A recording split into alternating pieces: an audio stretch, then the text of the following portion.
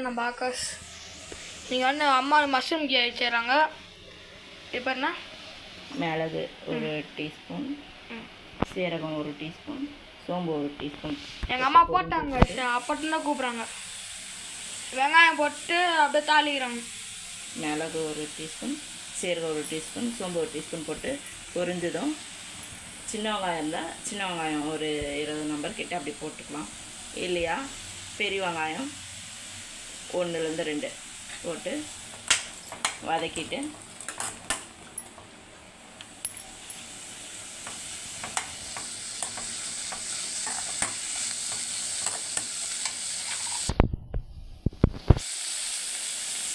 தக்காளியா, அதுக்கப்புறம் தக்காளி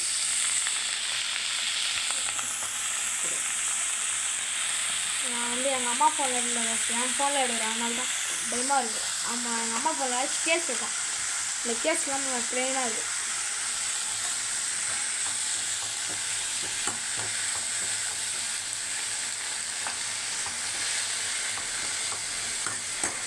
இல்லை அப்படின்னா டிவி பார்த்துட்டு இது ஃபுல்லாக இருக்குது.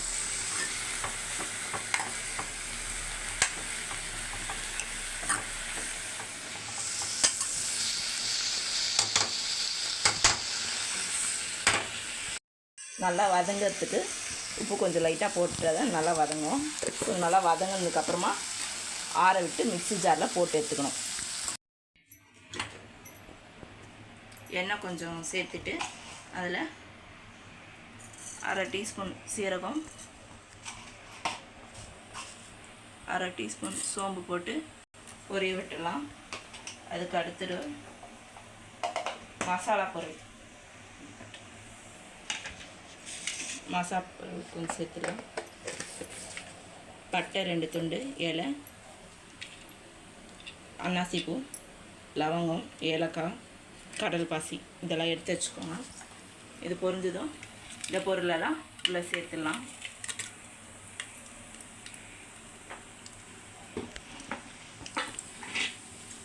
அதுக்கு அடுத்தது வெங்காயம் 1 இல்லை 2 நம்பர் வெங்காயம் சேர்த்துட்டு நல்லா கோல்டன் ப்ரௌன் வர மாதிரி வதக்கிக்கோங்க. வெங்காயம் வதங்க சொல்ல கருவேப்பிலை போட்டுக்கோங்க. அதுக்கு அடுத்தது தக்காளி 1 இல்லை 2 தக்காளி போட்டுக்கோங்க.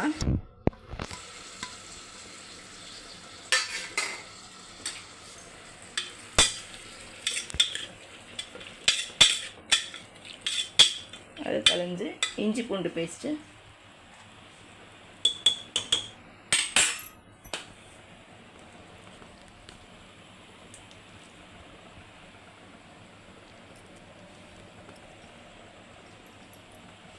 ஒரு டீஸ்பூன் அளவு இஞ்சி பூண்டு பேஸ்ட்டு போட்டுக்கோங்க.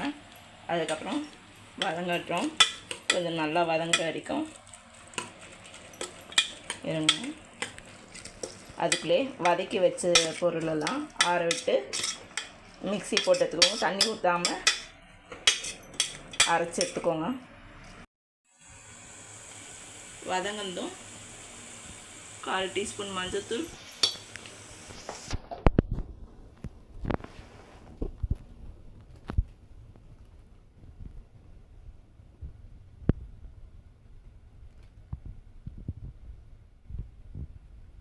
டீஸ்பூன் சாம்பார் பவுடர்,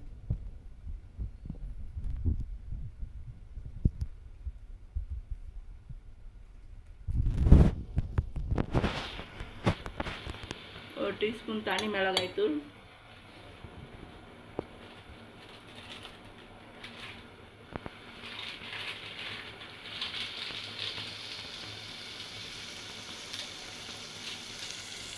ஒரு டீஸ்பூன் கரம் மசாலா போட்டுக்கோங்க. போட்டு நல்லா பச்சை வாசனை போகிற அளவுக்கு கலந்துக்கோங்க. பச்சை வாசனை போனதும் அரைச்சி வச்ச விழுது அந்த மசாலா போட்டுக்கோங்க.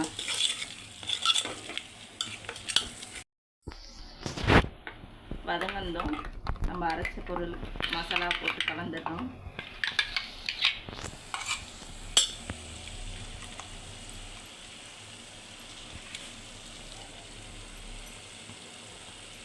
நல்லா எண்ணெய் பிரிகிற அளவுக்கு வதங்கினதுக்கப்புறமா 300 கிராம் காளான் நல்லா வாஷ் பண்ணி 2ஆக கட் பண்ணிக்கலாம். இல்லை நான் வந்து பசங்களுக்காக பொடிசாக கட் பண்ணியிருக்கேன். இந்த மசாலா எண்ணெய் பிரிகிற அளவு கலந்துக்கோங்க. மஷ்ரூம் போட்டுட்டு கலந்து விடுங்க. நல்லா கலந்துட்டு நெக்ஸ்ட் ஒரு தட்டு போட்டு மூடி வைங்க. எண்ணெய் பிரிகிற அளவுக்கு கொஞ்சம் வெந்து வரட்டும். லைட்டாக ஒரு 4 to 5 மினிட்ஸ்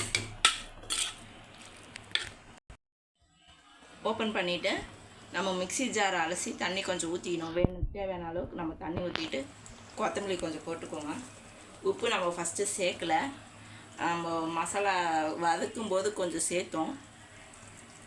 இப்போது தேவையானவு போட்டு டேஸ்ட்டு பார்த்துட்டு க்ளோஸ் பண்ணி வச்சுக்கோங்க.